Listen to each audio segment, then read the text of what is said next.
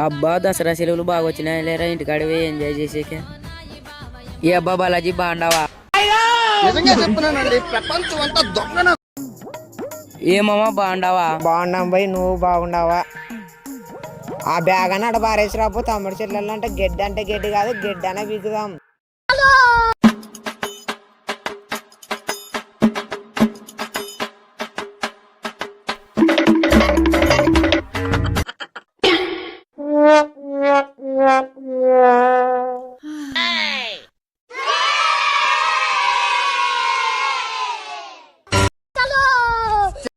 ఆడ చూడు పోయి, తమ్ముడు చెట్లలో గడ్డి ఎట్టబడింది.